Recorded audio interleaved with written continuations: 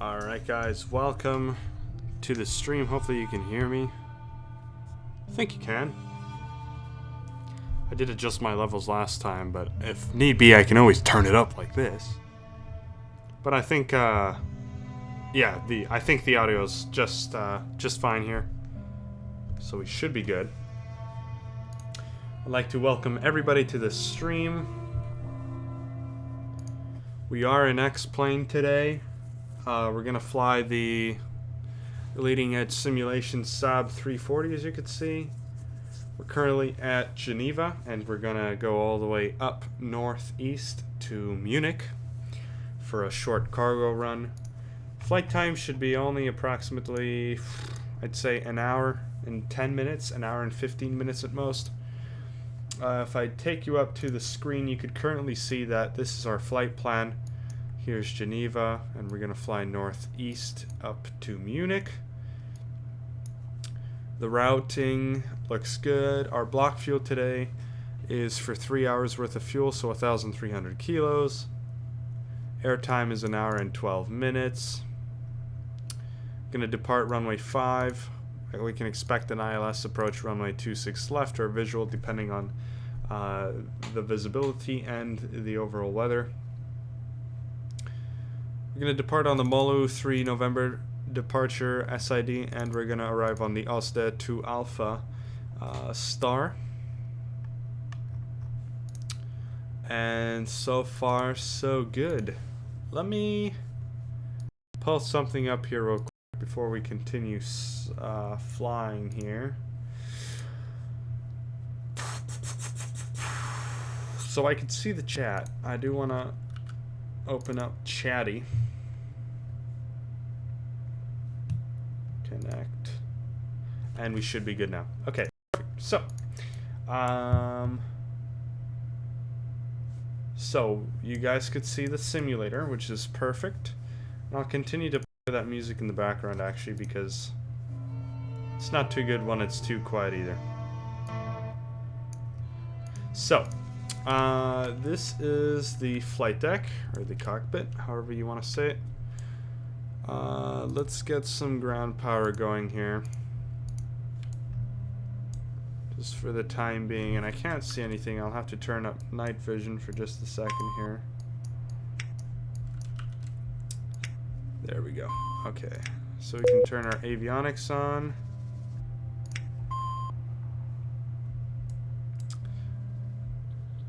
Main inverter on.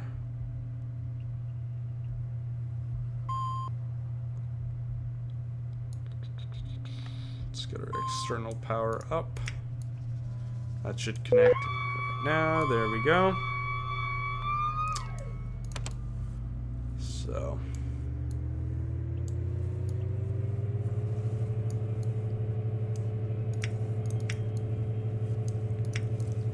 standby pitot.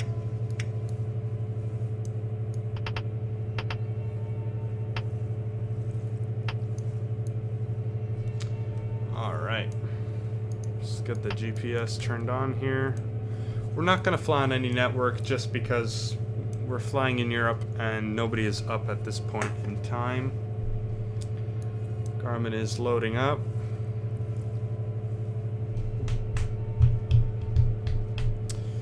Okay, if we go into flight plan, we can load a flight plan up really quick. So this is the old one. We don't want that one. We want this one.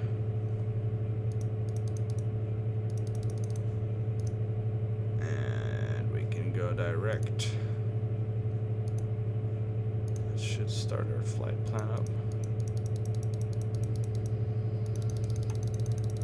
Alright. So the flight plan's loaded in. That's how easy it is. I'm just going to change the fuel over here.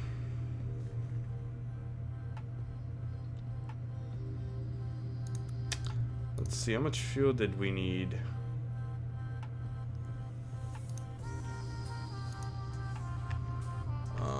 We needed 1.4 tons. Let's see how many pounds that is. About 3.1. So there we go. So the fuel's loaded in. And everything is set. Just change the CDI to OBS before we forget. And that's how easy it is to set the sub up. Let's squawk 2000.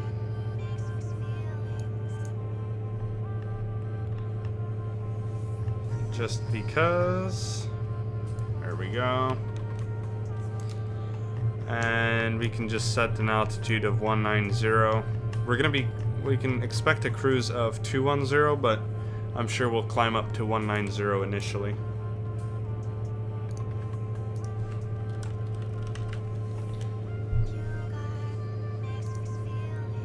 In terms of the pressure,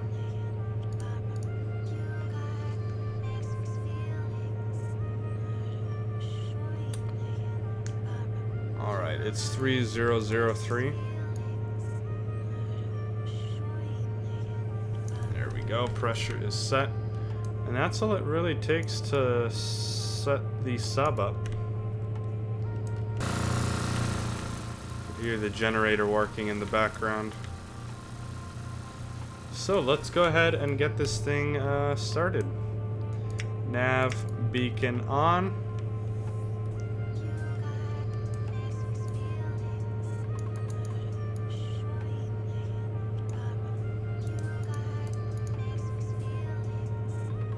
We don't need this up. So let's go ahead and start number 2.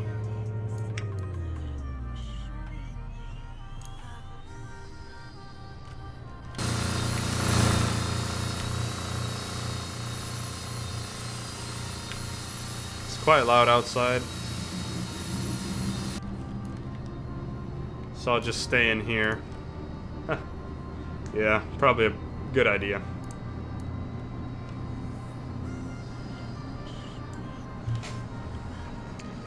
Actually, it'll be easier to fly if I take my shoes off.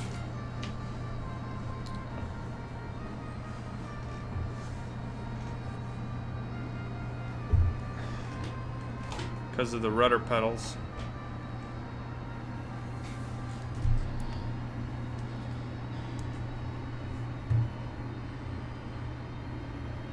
Good evening, Volix23.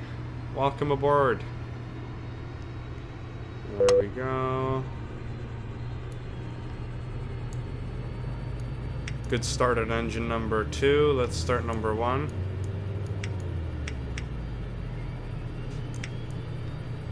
Number 1 is starting. EGT rising.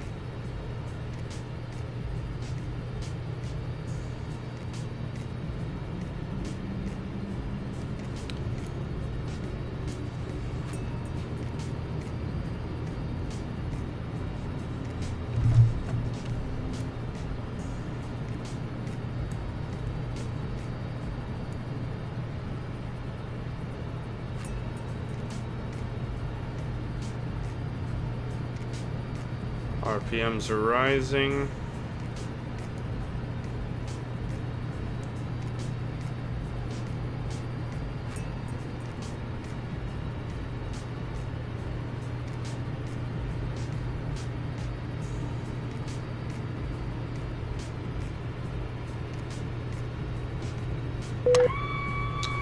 Two good engine starts, we can now unfeather the engines.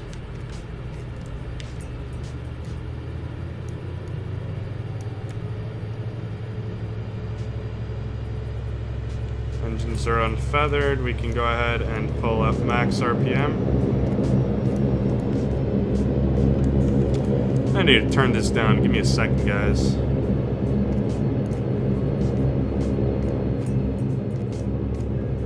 I need to turn this down just a bit, otherwise you just cannot hear what I'm saying here.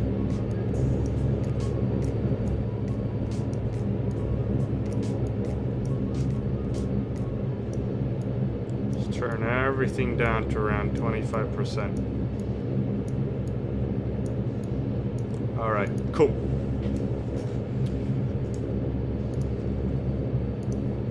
Just kind of kicking flaps 1. Reset the aircon. Get the engine gens on.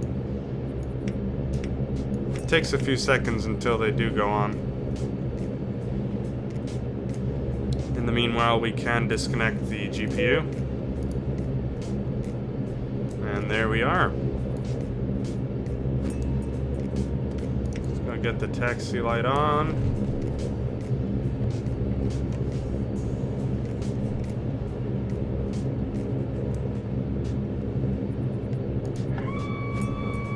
Alright, let's go ahead and taxi to runway 5 for departure.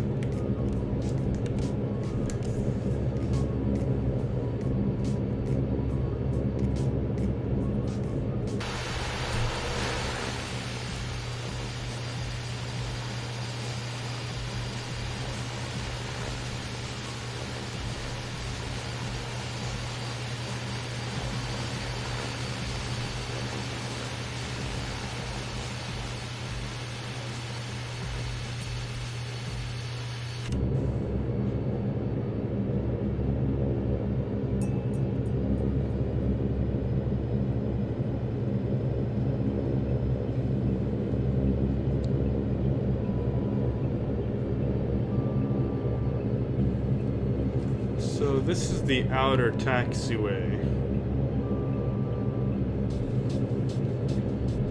So just make a left here and taxi to, I guess, all the way down to the end.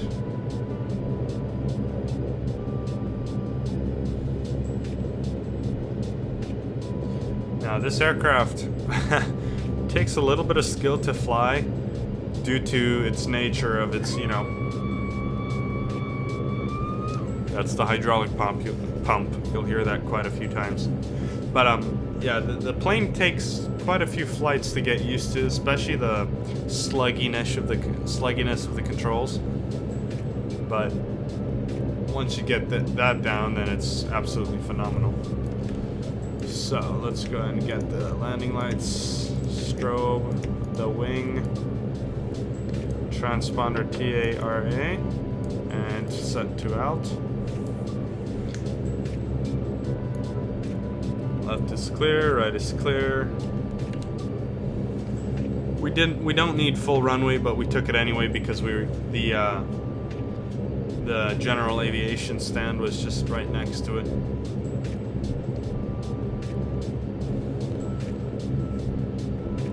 And we'll rotate just after 100 knots. I'd say around 115 knots is a good rotation speed.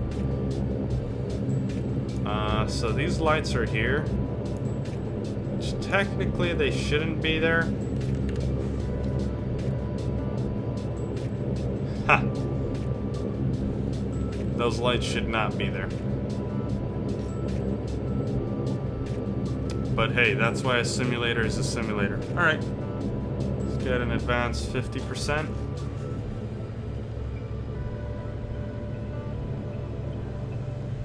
And here we go.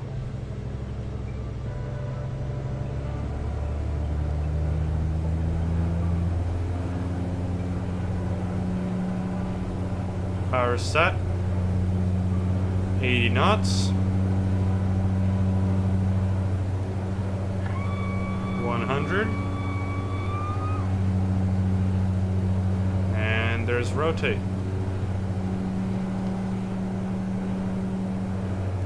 Observator climb gear up, pitch for 15 degrees.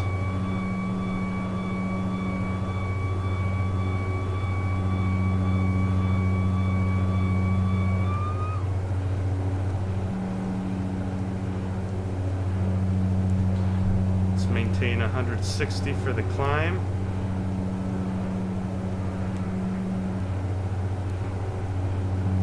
See you later, Geneva.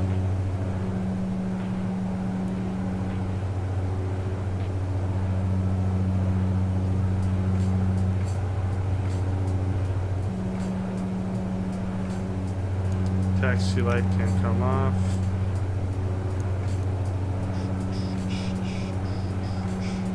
Let's go ahead and kick the autopilot in. We'll go nav and IAS mode.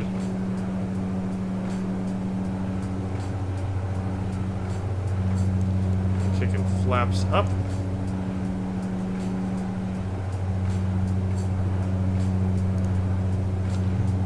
And let's proceed direct to petal. Activate.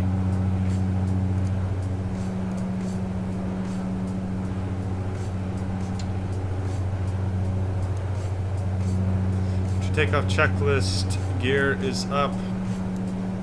Lights are off. Flaps are up. Prop sync on. That's not what I want. I want the prop sync, which is set.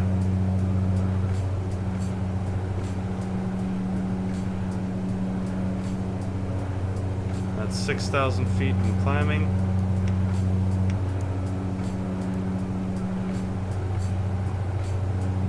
Gonna go through the clouds soon. Fuel temperature is 9. We are all good.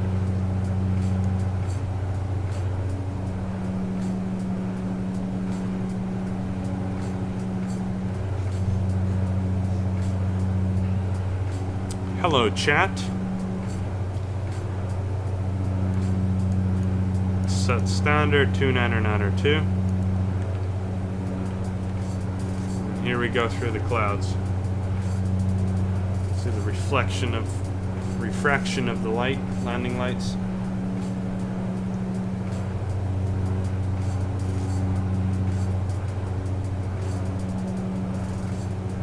It's 8,000 feet.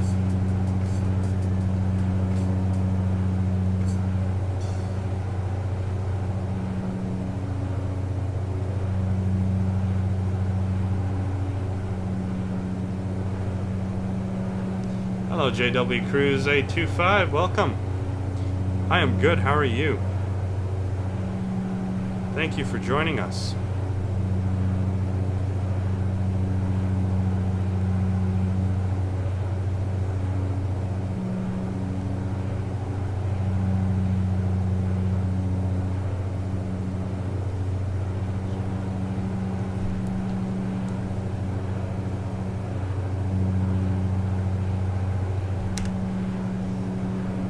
.500 feet until flight level 100.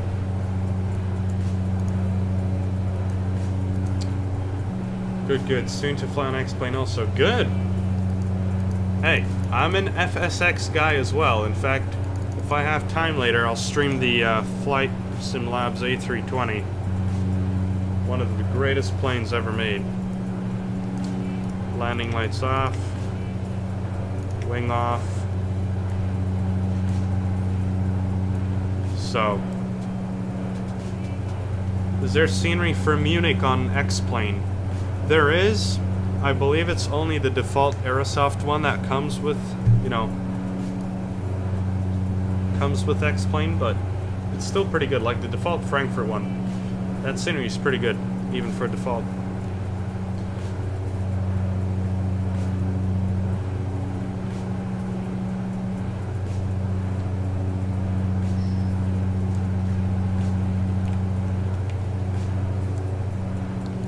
See, there's a highway there, or freeway, whatever it is.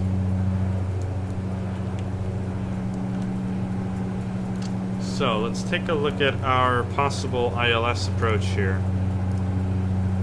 So we can do the ILS 26 left, and we can do the IAF of MUN. Let me consult with my charts though.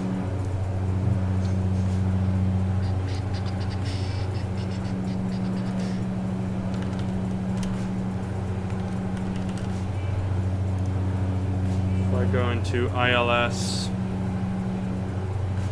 This might be the wrong one. I don't want to set that as my initial approach fix and then it appears that it's wrong, so I'd rather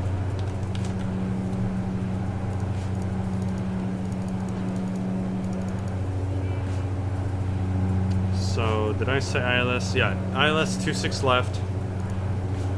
Yeah, I love the night light here. I also fly on PTV, but I like them. Yeah, that's true.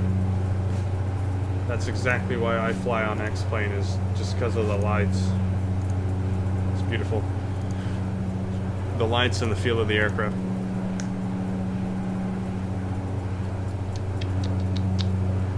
So it looks like Nelby is the IAF. Is there a Nelby here? No Nelby. Bet 26.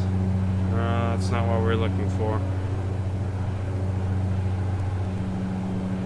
It's okay. We can do vectors. And just load that. Then if we go back to flight plan and we scroll through here, Nelby. Okay. So Nelby is here. Let's see, Betos. So it goes Betos, then Nelby.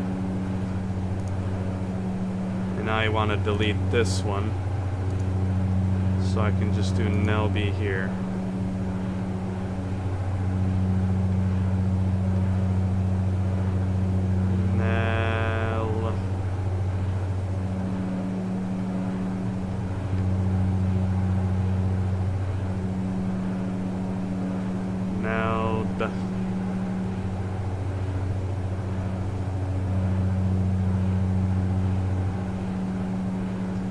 Nelby. Perfect. X-Plane always has a dingy look to the scenery that I have a hard time getting over. Is that a good thing or a bad thing? Ha.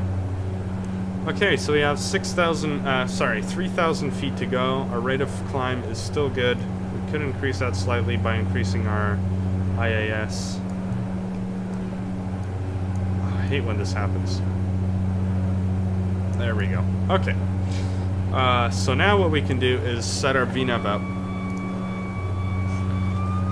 And we want to be 5,000 feet at Nelby, which all you do here is select 5,000 feet. And that's MSL, of course. And let's say we want to be there half a nautical mile before, and then you select Nelby, which is the last point. Vertical profile, 1,500 feet is a good vertical profile. And according to the VNAV, it says that we should begin the descent in 1 hour and 6 minutes. But once we get to our cruising altitude of 190, we will then accelerate and should decrease that time. Bad for me, I've always preferred the look of FSX P3. Well, it might look a little more beautiful in terms of scenery, but I definitely like the environment of X-Plane more. It's just more dynamic, and you know, I'm not gonna say that one's better than another, but I like both equally, and that's it. You know, a smart way to say is that X-Plane has its own uses, and P3D/FSX has its own uses too. So. Some things in X-Plane you can't do in FSX, some things in FSX you can't do in X-Plane. 1,000 feet to go. And I can actually close those 2 pages.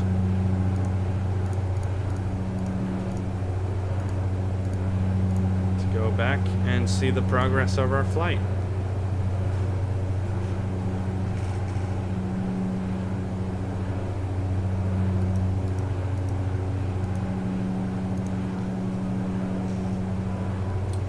So this Saab will actually stop climbing at flight level 190. So whatever you set here, it'll climb to it and hold that altitude. So it's not like, I don't know. It's not like some aircrafts where you set that altitude and it's just an advisory. As you can see, Alt S, that means it's capturing that altitude. We can now decrease our RPM to around, I always like to set it to after 1,300. So right there. And we can keep our throttle up.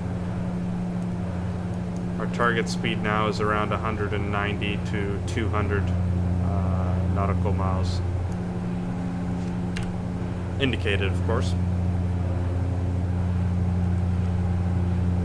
Yeah, I spend a lot of money on P3D and on X-Plane, and I like both sim. But I always find myself flying on X-Plane because of the way it feels. Yeah. I wish I liked handles more realistically X-Plane. I love the way X-Plane handles.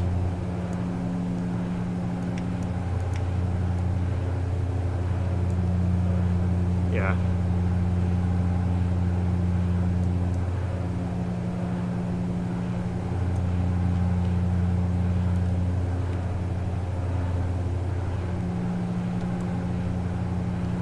The night lighting just makes me yawn.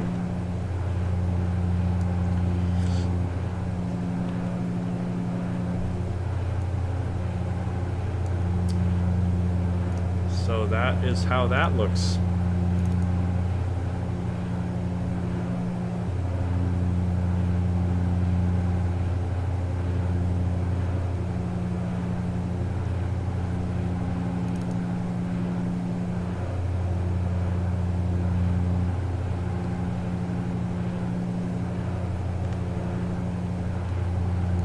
Cool. I should set up a view for this navigation, even though I pull it up sometimes. Should still... There we go.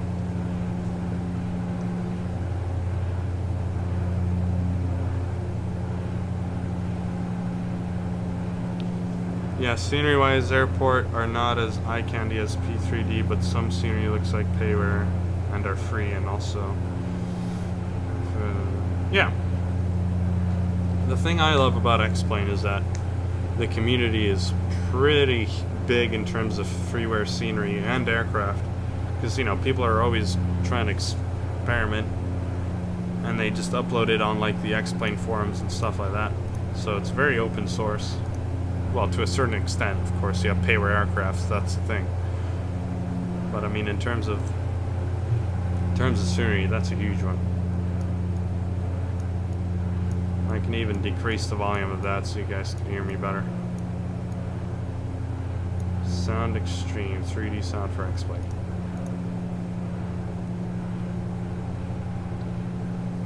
So we're not doing too bad. We have around 46 minutes until top of descent.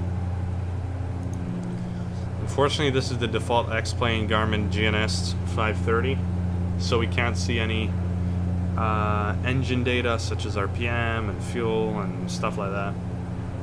But at least we have VNAV, or the very basic VNAV, vertical navigation target altitude VS profile calculator. And it is connected to the aircraft in terms of, you know. So looking here, if you scroll down to Munich, we could see we have 248 miles until touchdown.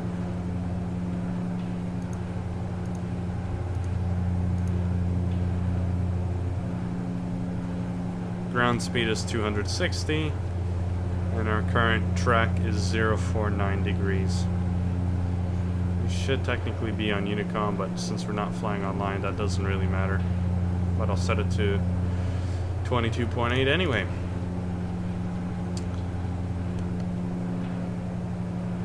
I can set up the ILS frequencies now, since we don't really have anything to do. In this case, it's 108.3, which is already set, funny enough. And, you know, there is a setting here.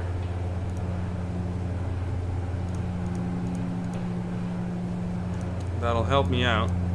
We could set the course, and it'll actually pop out with what I'm setting it to. The ILS for 26 is a course of 261. So we'll set that now so it's all ready. So 261. There we go. Wonderful. Yeah, sure, you can post any links you want. I don't care.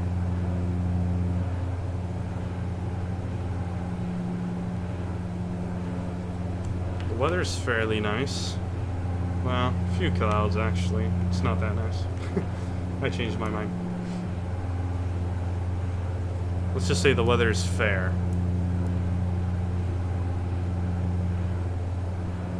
Let's see, 767-300, if I'm correct.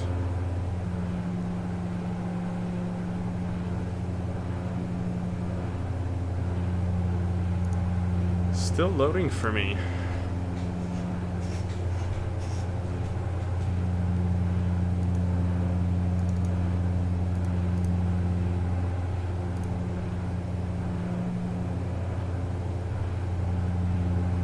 It's taking a long time for me to load. Oh, look at that. The Flight Factor 767-300. I have that plane.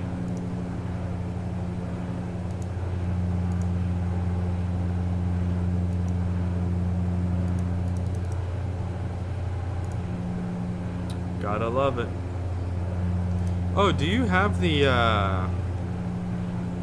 SSG Embraer, or is that the X-Craft's Embraer? Because I have the SSG Embraer and it doesn't work with 1050. Just every time you pop the throttle up, it kind of like shuts the engines down. And I tried reinstalling it, so I'm wondering if it's just a X-Plane 10.50 thing.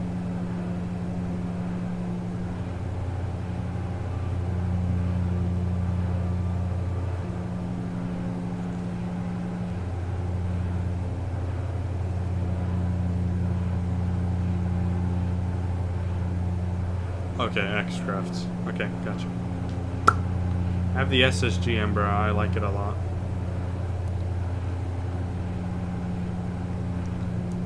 We're actually...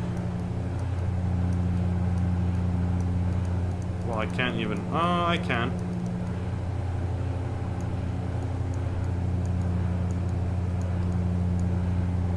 Flight number.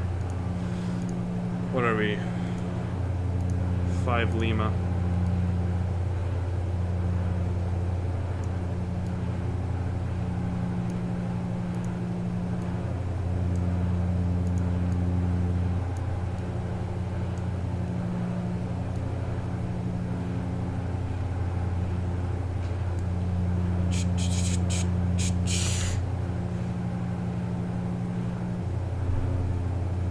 So this is a pretty flawless default navigation, I will say. Works really well. And you can load RNAV procedures on it.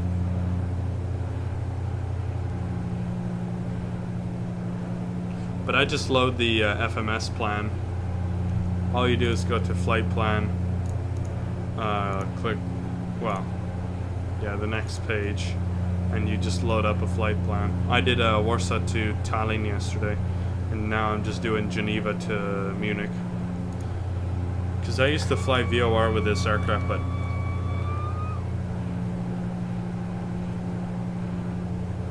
let's be honest, how many IFR flights do you see flown with VORs?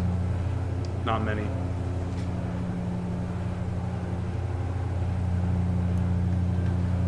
So we still have 40 minutes to go until descent.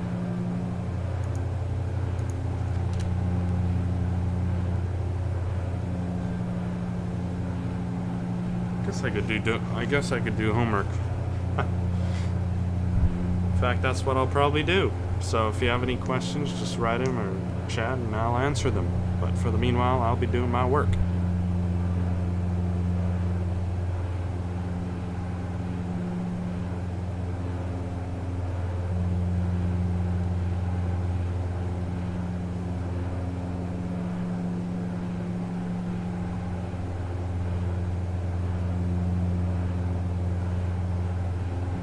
Can you see the outside of the plane? Of course you can. This is the X-ray vision, by the way.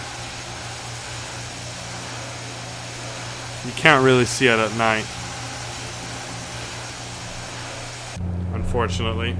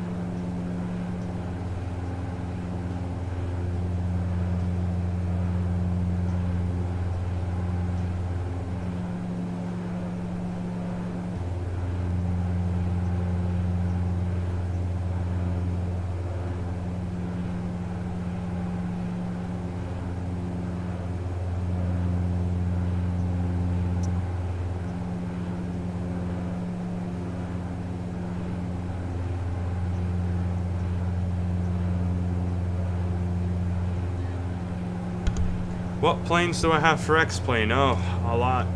Actually, I can show you guys right here. Got the Saab, got the MU2 from X Aviation, got the IXCG 737, got the PMDG DC6. I should fly that because I haven't flown that for a while after I bought it. I didn't even fly the plane for like half an hour, for crying out loud. That's the next plane I'm gonna fly actually. Next time I fly on X-Plane. Got the Jar Design A320, Jar Design A330, the Felis AN24, Flight Factor 767, J. Royon Bombardier CRJ200, Rotate MD80, SSG 747, SSG Embraer 170, Tupolev 154, the Yak 40 from Felis. I got the Airfoil Labs Cessna 172, Coronado B-58 Baron, Coronado CT-206 Hotel, and the V Flight Air Cherokee 140 original. Quite a few planes actually, so.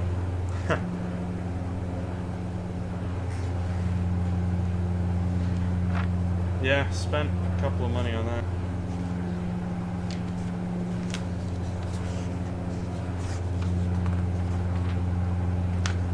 It's another thing, collecting.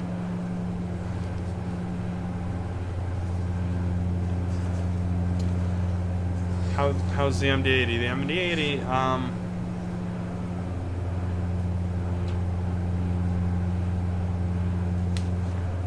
well, I'll be honest, when it first came out, it was really buggy.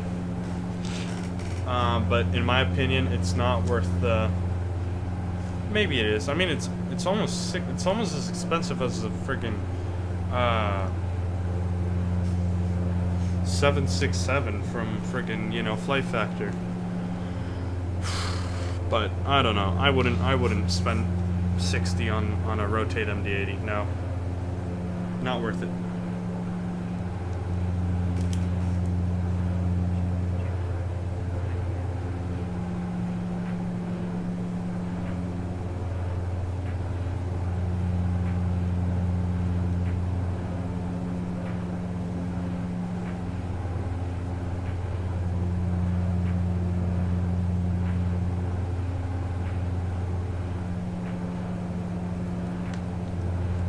Yeah, definitely not worth the $60. If it'd be 40, yeah, if it'd be 40, then I'd say it'd be worth it, because it has a custom FMS, blah blah blah. It has decent sounds, especially for the price. The model, I will say, the textures are extremely good. The textures are really good, but it just doesn't feel like a IXCG or something, that, if you know what I mean. So that's the only reason I'm saying that.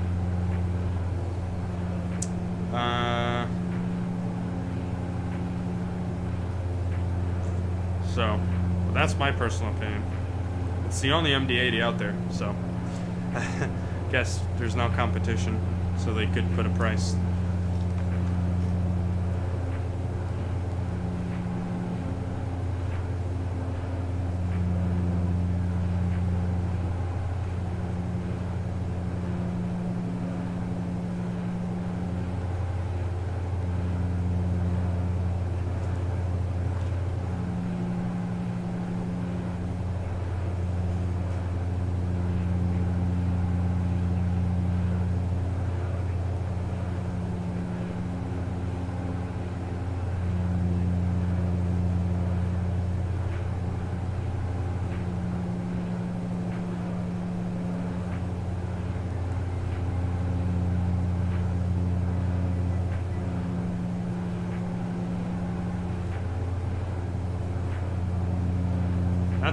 That's my opinion of, you know, the Rotate MD-80.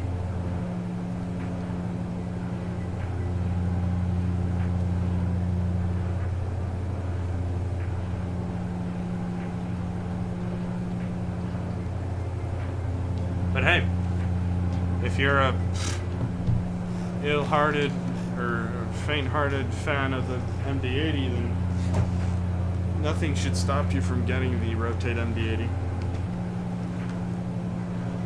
And I'm not a fan of Sassel. I think to be honest, Sassel is the only way to protect your plane from copyright. But jeez,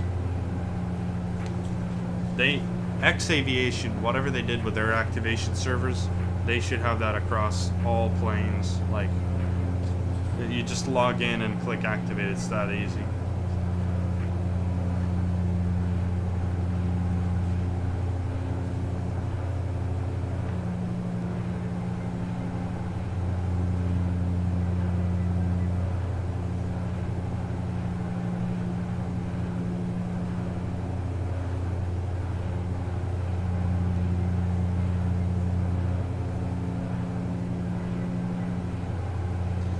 That's my opinion, JW Cruise.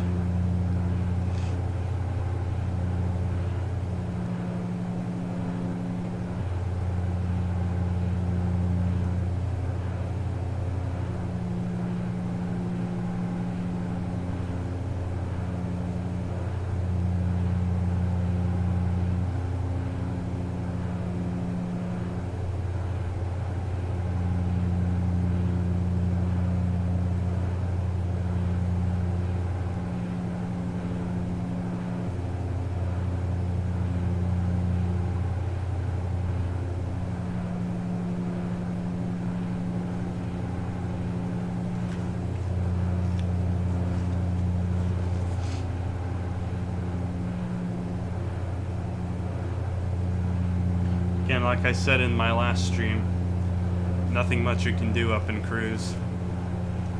It's the truth.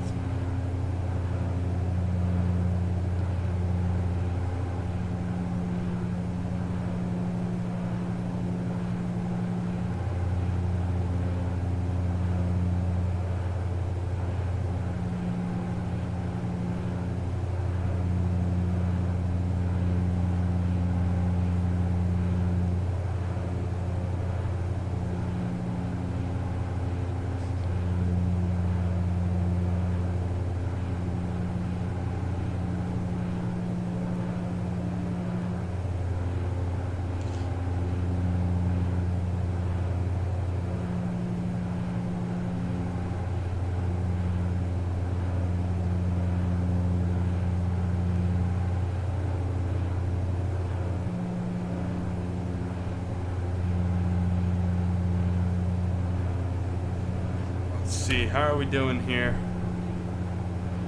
About to make a right turn to Ditton. And descent is in approximately 30 minutes, so we're doing good. Not too bad, not too bad.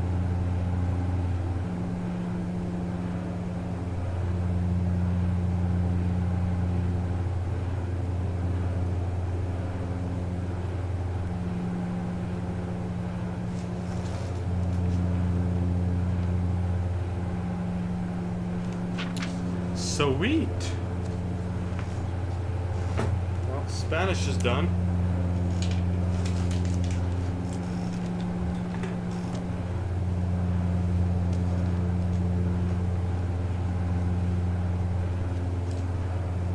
One thing about this plane is you gotta remember that if you're flying at like 190 or 200 knots indicated, you're not gonna be able to turn really fast or make a sharp turn. So what you got to do is you got to decelerate and then make that turn.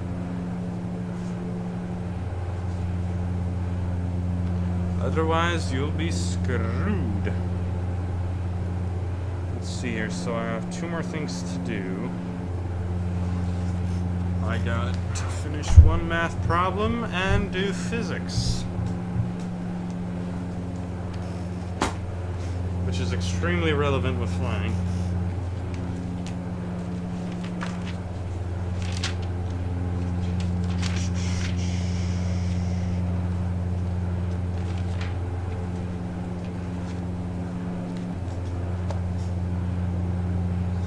So, 7x.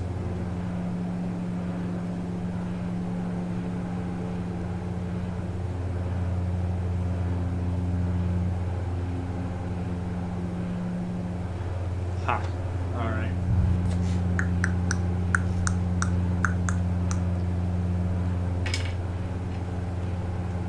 Yeah, after this, I'm gonna stream the IXCG. We're gonna fly from Greece. Either Mykonos or I don't know. We'll have to see what scenery I have installed, but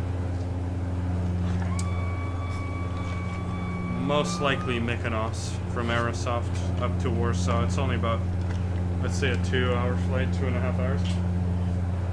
So we're all good. We're all good there.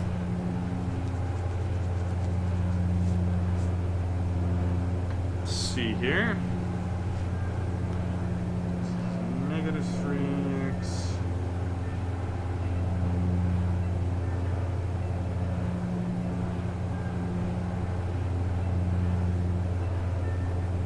Oh, right. Can't do that.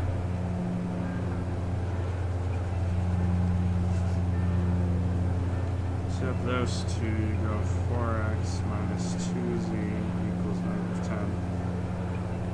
X minus 11z equals -9. I'm going to cancel the x's out, so this multiplies by 7, this multiplies by 4.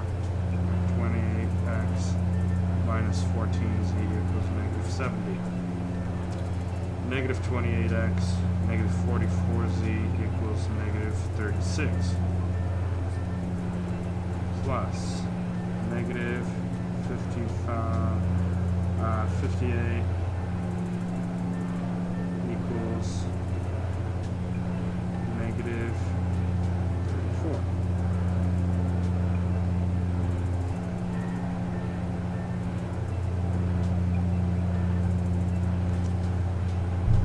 I think I did this incorrectly, but oh well. I don't know what I did wrong. Period. -34 divided by -58.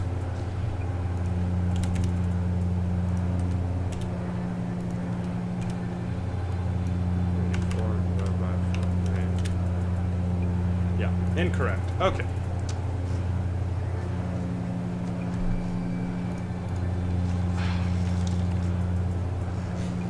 It's fine. No worries.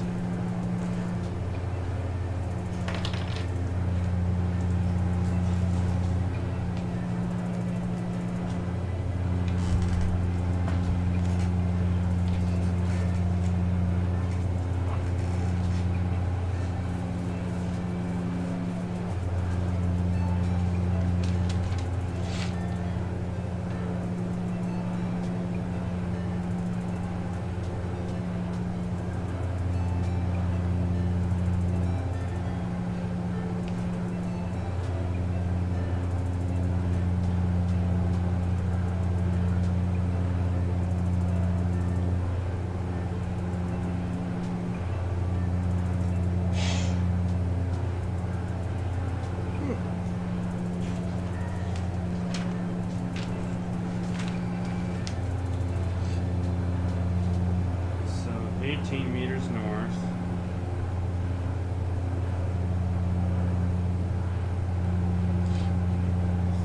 Meters west,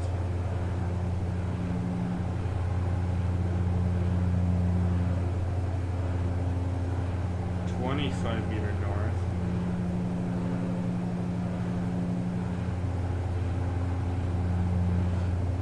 and 5 meters east. Displacement and direction. Physics, guys, physics.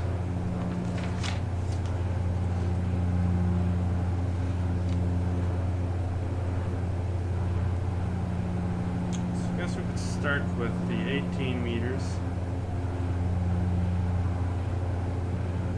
Then we can do the 31 meters.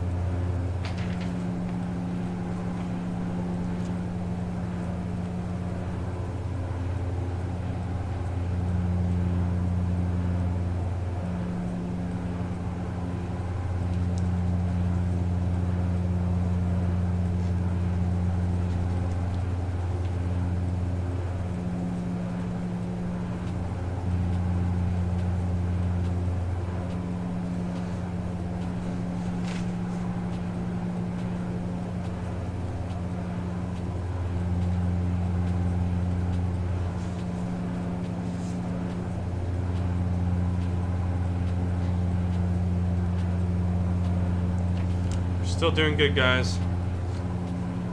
And girls, maybe. 20 minutes until descent. Well, 23 to be exact. Progress is great.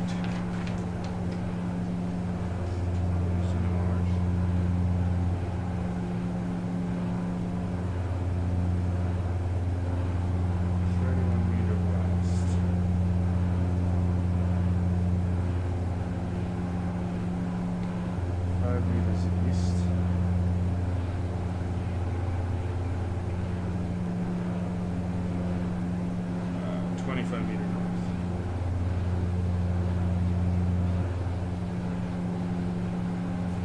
Okay.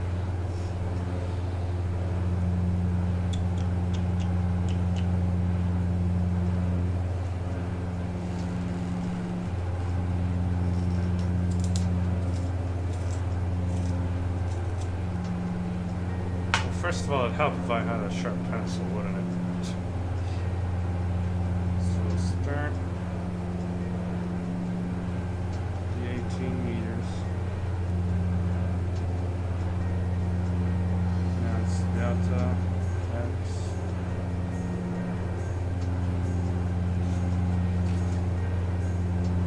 Delta x1 equals 18 meters.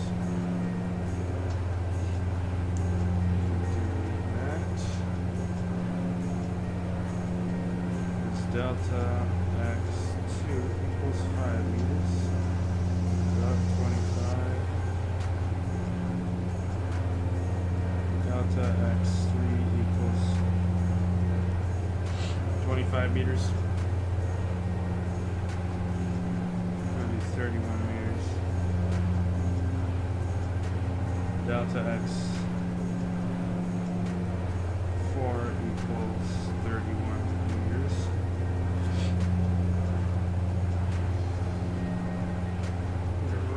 Here.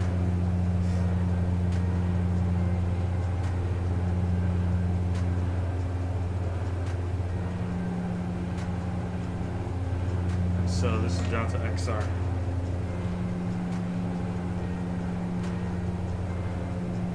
It's delta XR.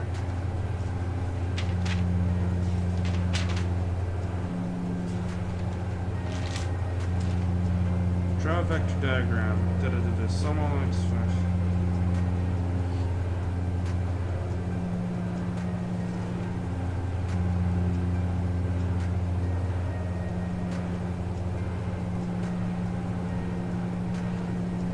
So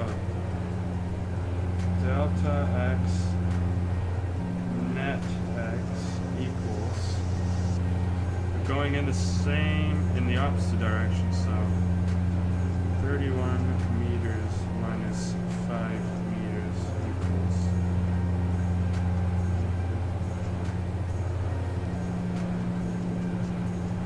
26 meters, and that's 26 meters left.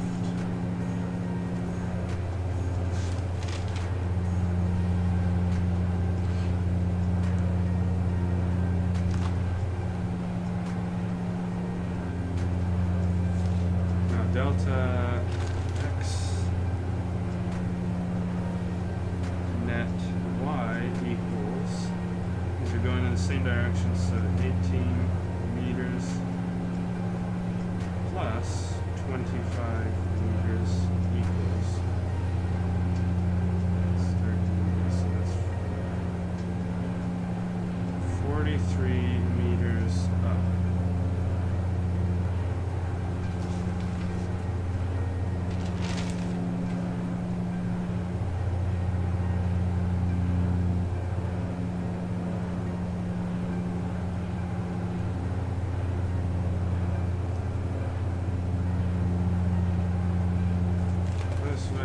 So 26 meters left. Let's see.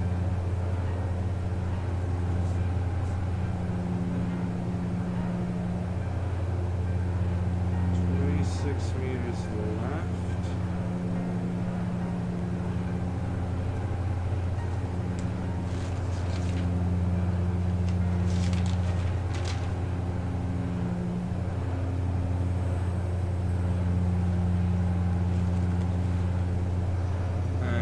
43 meters up.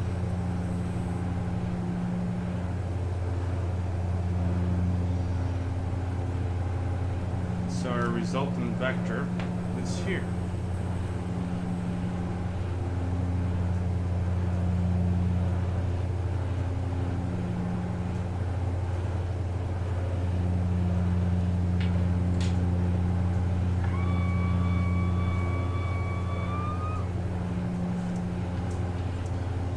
That's basically what it is. How's our descent looking at? 17 minutes to descend. Good, good, good.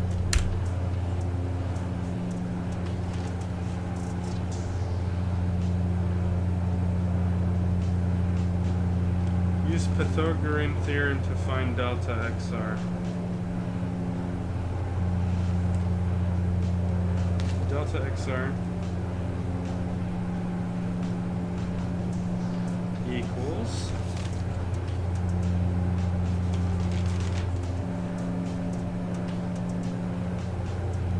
R squared equals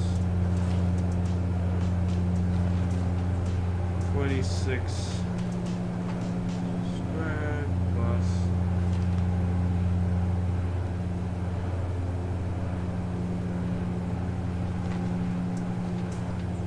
43 meters squared.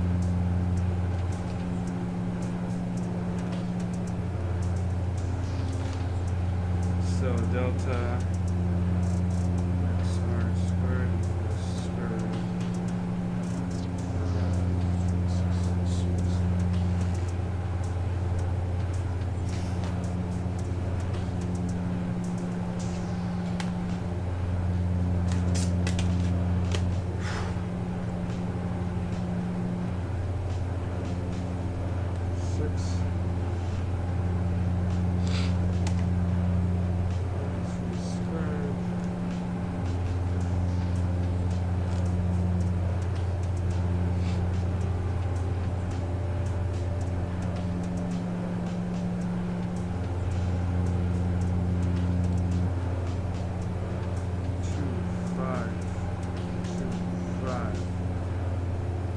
delta XR equals square root of this, which equals 50.249.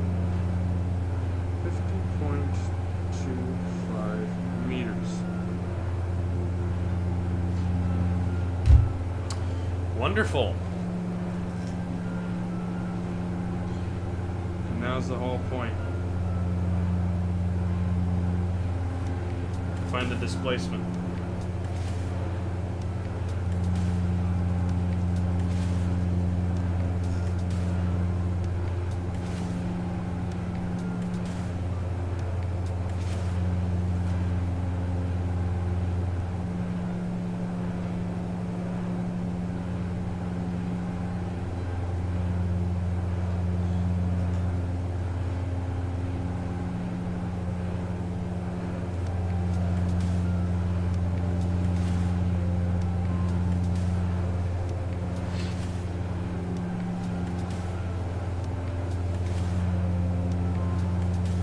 Direction.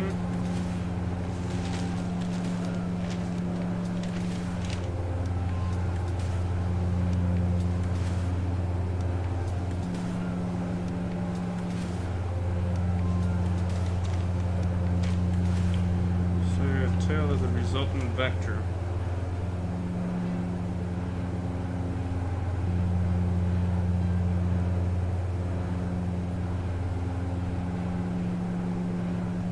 That's not the tail.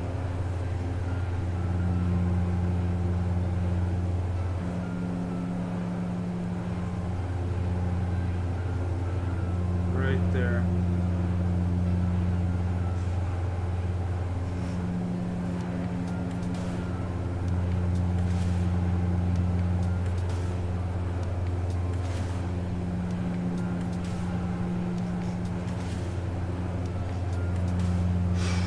Almost at top of descent, guys. Almost at top of descent.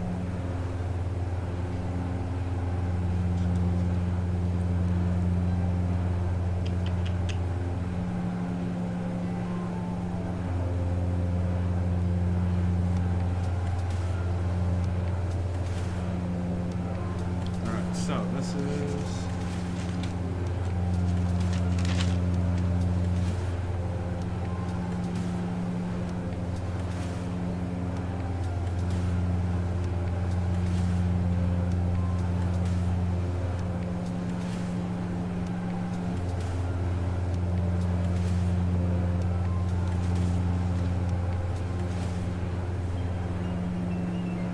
this is 90 degrees opposite over adjacent.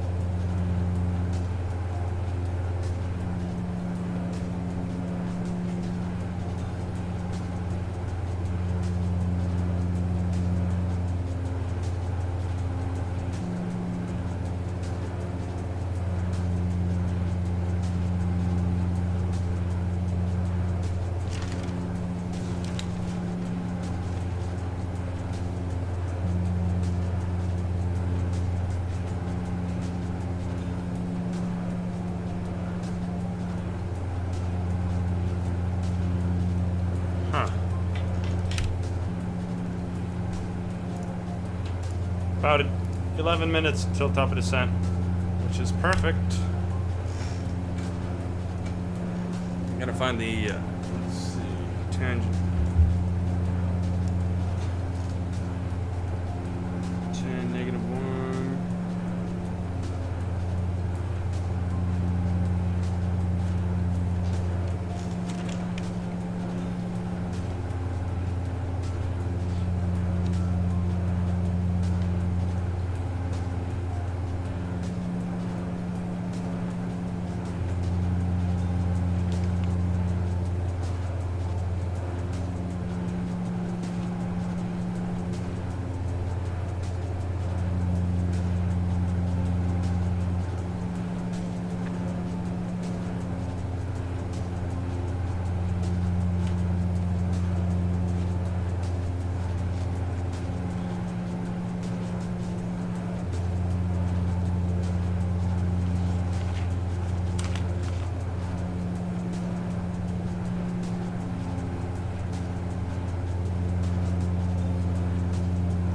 Six over 43 divided by 43. 39. All right. So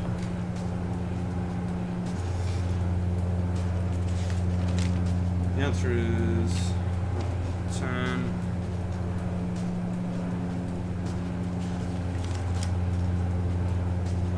Theta is equal to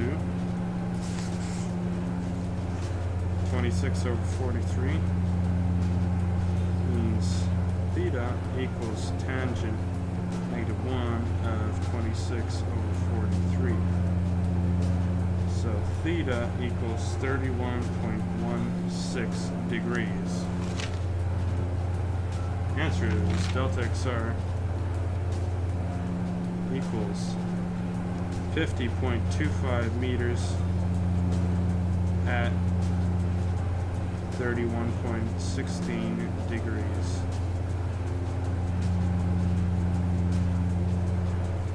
That's the answer.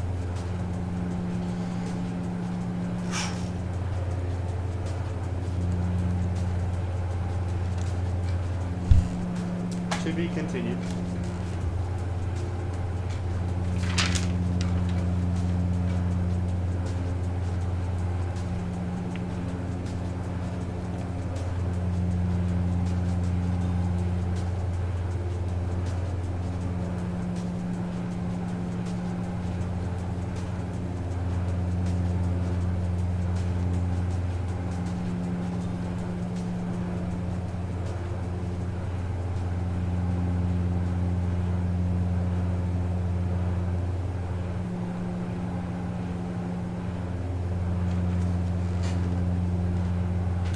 fast, right?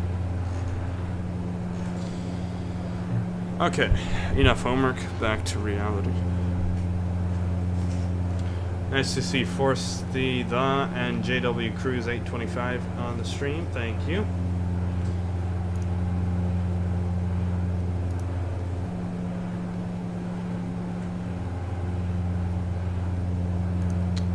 Not doing too bad. 8 minutes until descent. Well, descent. I can see Nell be there. I can see a nice clean approach coming in with this Saab. There goes. I'll be right back. Check in on dinner.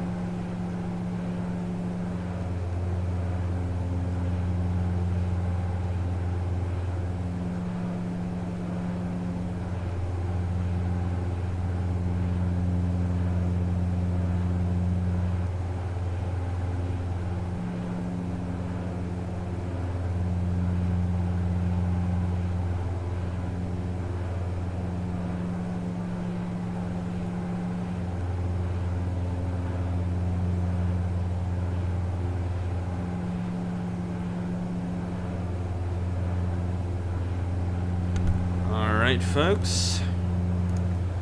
Got 5 minutes until top of descent, and we're going to take this Saab all the way down to Munich. Yep, that's right, Munich. If you missed it, which I don't think you did, there are only 3 viewers. We're flying from Geneva up to Munich in the Saab 340A, or B, or C. I won't tell you which one it is, but no. Saab 340A, Lufthansa. Sorry. DHL. And I believe that is Munich right there. In fact, it is. So, we got 4 minutes until descent, until we start descending at 1,500 feet per minute, which is our intended vertical speed profile, and we'll be coming in on the ILS runway 26 left. So it's all good, it's all good, it's all good.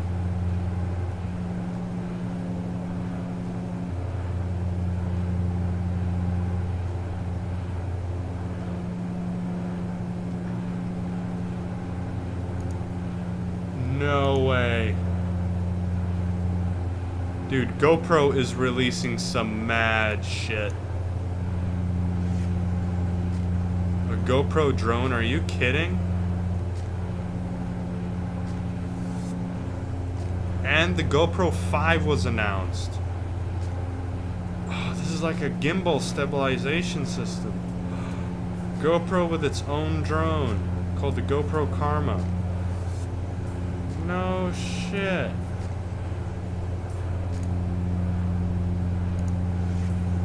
Dude, that is amazing. I wonder if they released it on their website. GoPro drone, there it is. How much is it? How much is it? How much is it? $800 only?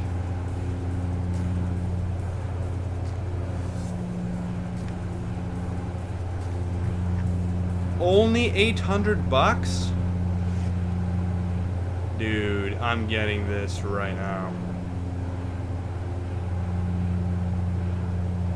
Holy shit.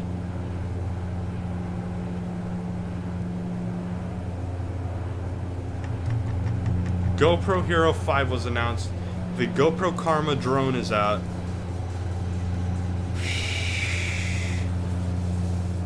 Three minutes until descent.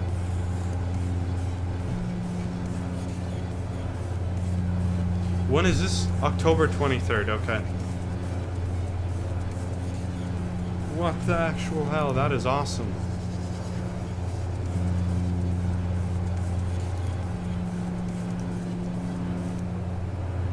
Camera has always been a goal of ours at GoPro. And what that means is building a camera that is so convenient to use, you forget that you're using it. And Karma is an extension of that philosophy. Bro, I already have the Hero 4, so I can just put that in the drone. Thought of all the little details that really help you make your first flight a blissful one. Even if you've never ever operated a drone before, it's designed to make you successful in your first flight. Holy shit. All these details in the product add up together to make it easier to use. The Karma controller will be your assistant and will walk you through the entire experience so that it's not scary, it's not intimidating, and you can do it on your own. We've built in a flight simulator in the Karma controller that users can practice flying on the controller without actually flying the Karma drone itself. Bro.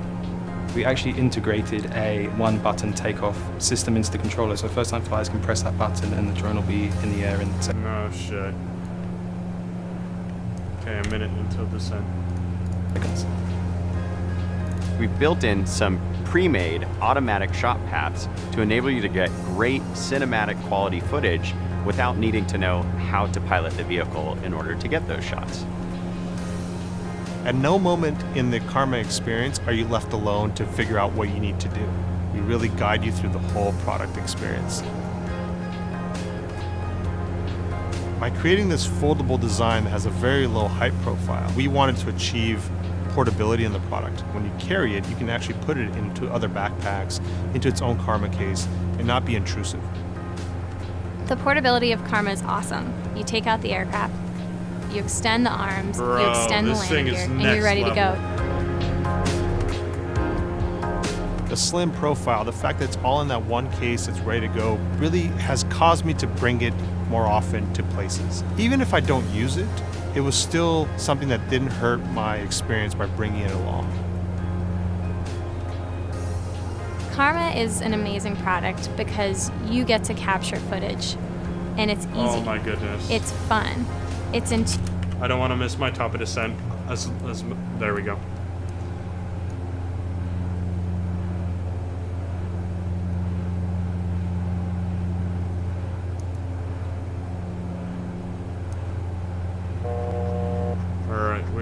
We gotta start descending now.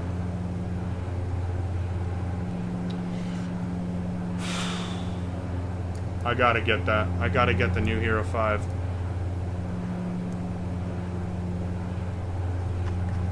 GoPro is just an amazing company. Like, it really is.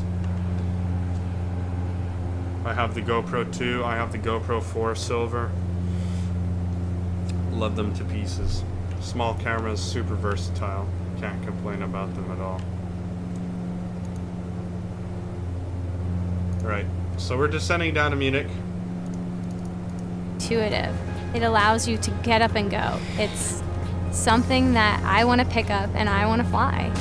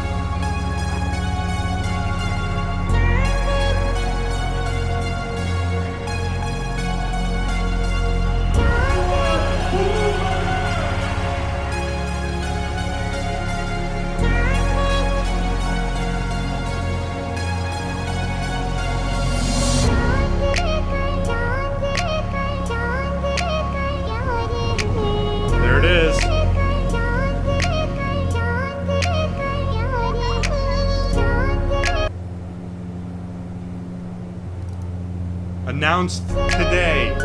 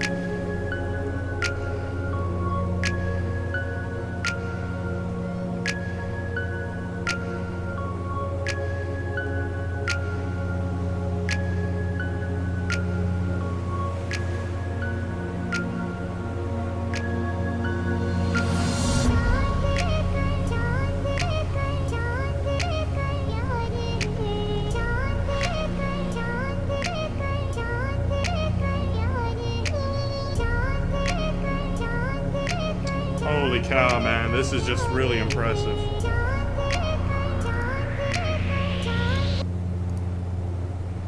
GoPro is just like...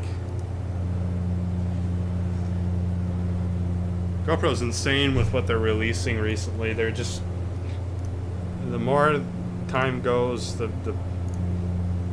I mean, take a look at this Karma controller. Karma controller is arguably one of the most important parts of the entire ecosystem. It's your main connection point between yourself and the drone.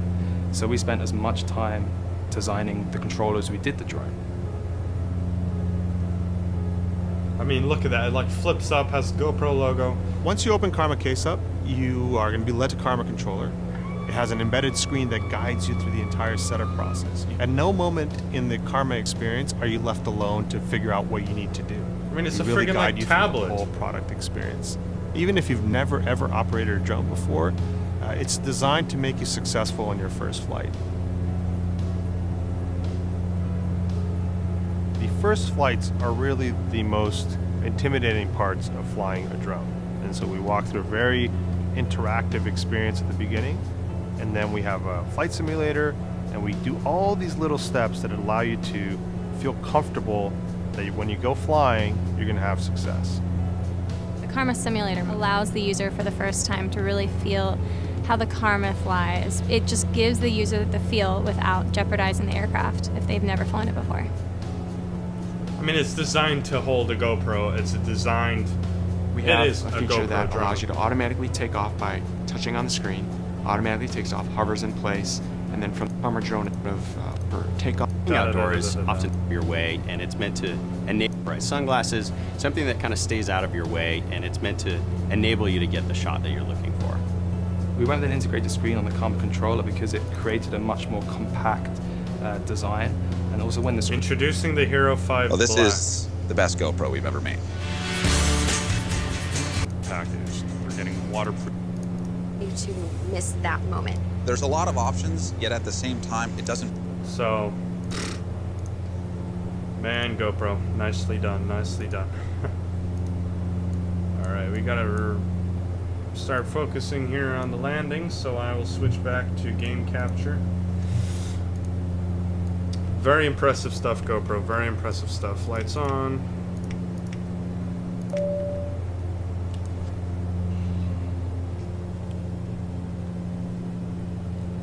Local QNH here. Let's see. Configuration 3006. All right, perfect.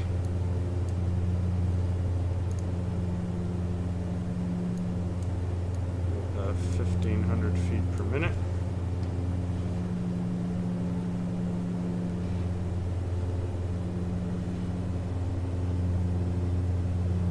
Keep that speed up.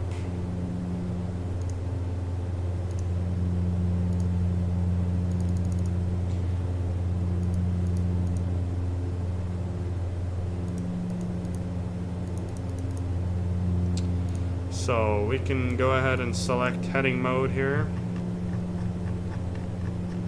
Just a second. East heading mode. Go ahead and also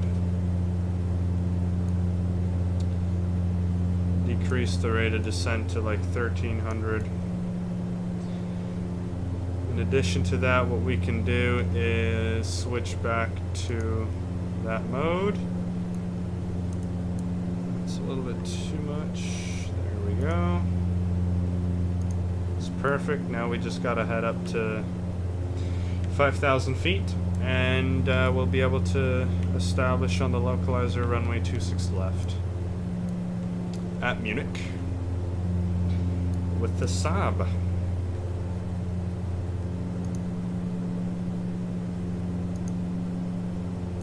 So once this needle starts rising, we're 8 miles out, got plenty of time.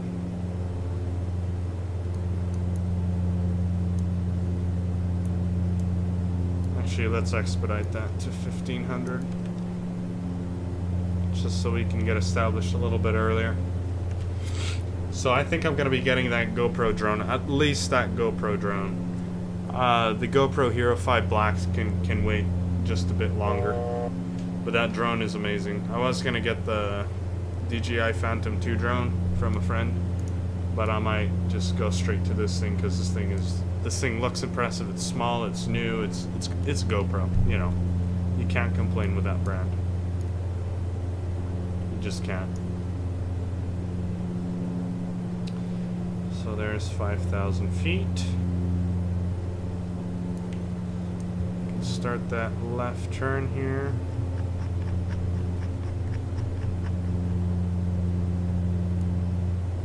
Remember to keep that power up.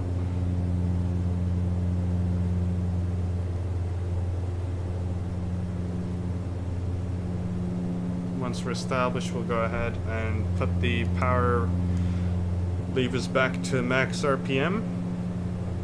Of course, we can arm the approach mode. And we have that 45, somewhat of a 45-degree angle. In fact, I think we should increase that angle. There we go.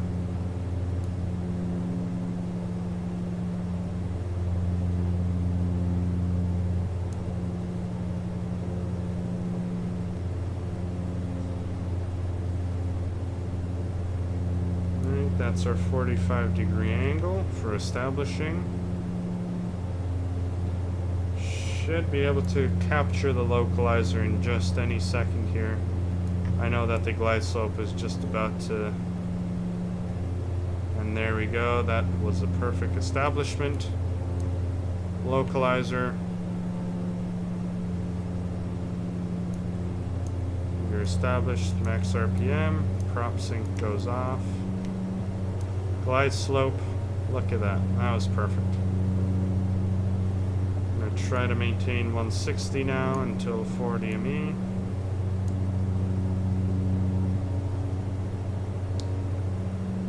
There goes our localizer.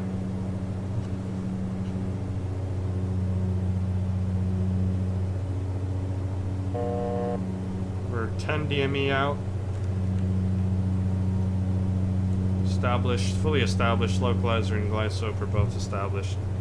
Set the heading to the course, which is 261. Runway is in sight. We could take it manual, but why not when we have the aircraft already established. Go ahead, decrease that speed there. We don't need the overhead PAL, so we could turn the dome light off.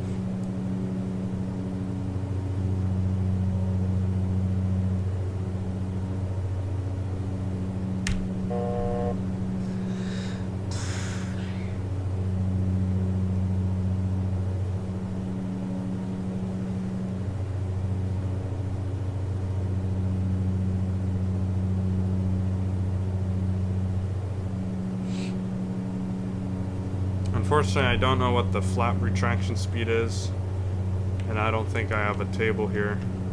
There we go. Okay, 175 knots, so we're good to go. Let's kick in flaps 7 degrees, just to slow us down a little more. Touchdown, or via approach speed would be approximately 120. So we'll keep that speed up. Still 9 DME, plenty of... Actually, what are we? Okay, we're 5.3. So, gear down. Flaps 15.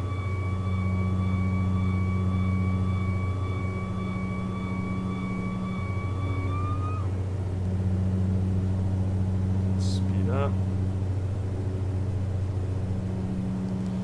Go ahead and kick in flaps 20. And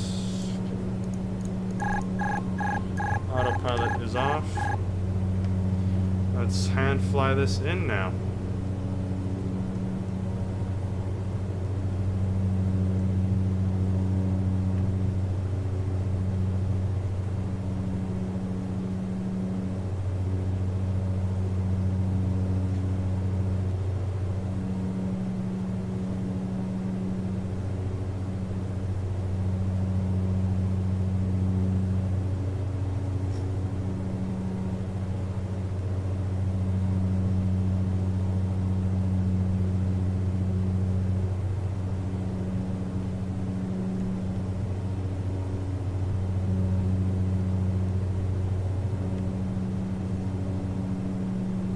That one cloud is a little bit in the way of my view, but that's okay.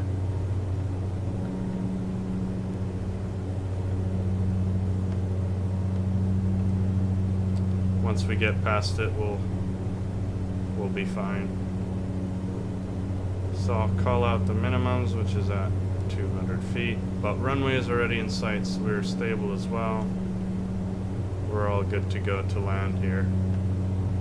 Now this is why I like X-Plane, because the volumetric clouds and stuff and fog really is fantastic.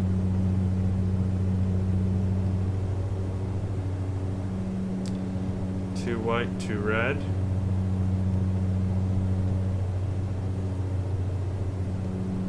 Just keep that approach stable and we'll be fine.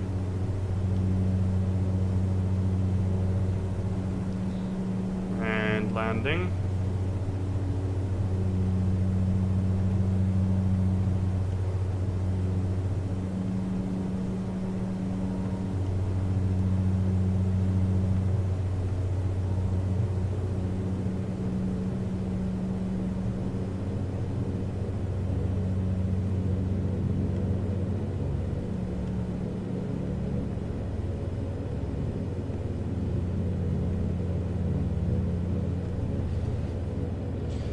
Touchdown.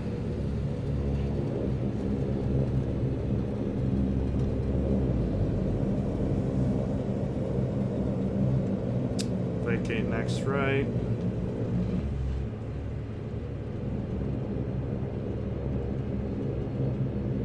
I try to touch down as smooth as I can. It's tricky with this aircraft, it really is. It's hard to grease this aircraft, but go ahead and kick the flaps back up.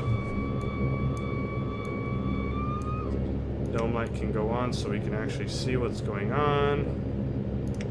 Wing and strobe.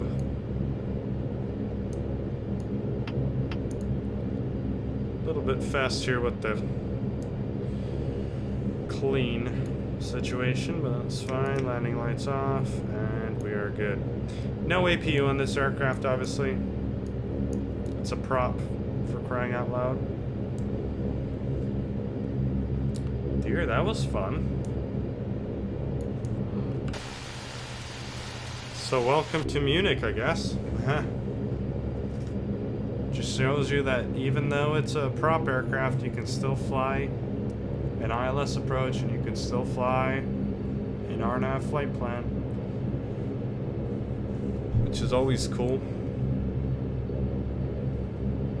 So I guess we could just take the next right and kind of park over there. That seems to be kind of a cargo area. Anyway, it appears to be.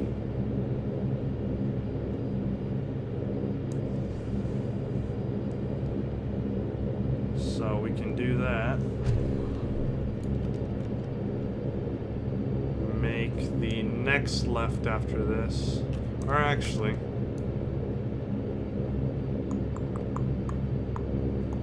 yeah, next left. Good, good, good.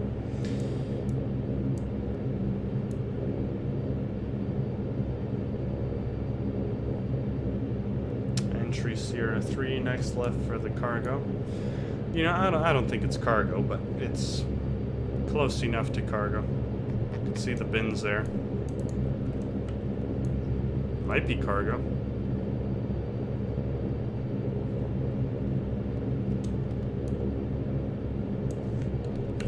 I'll just zip on in there anyway.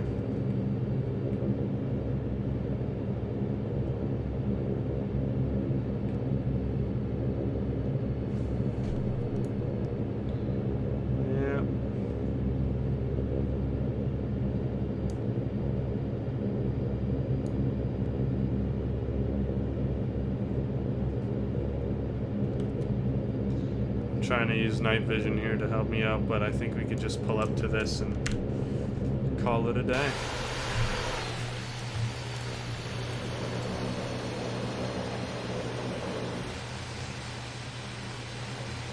Ha!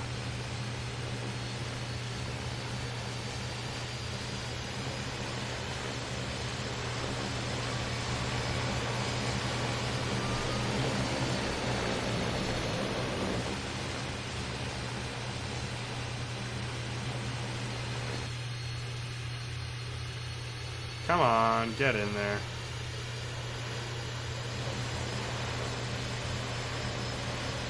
Alright, we're good.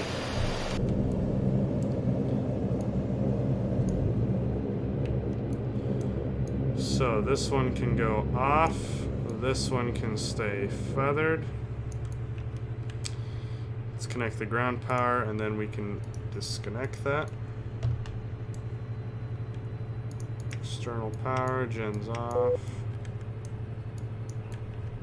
Take that off now, beacon off. And that is how we do it. That's how we do it here. Take a sneak peek of the cargo that we took up here. A few boxes here, a few boxes there.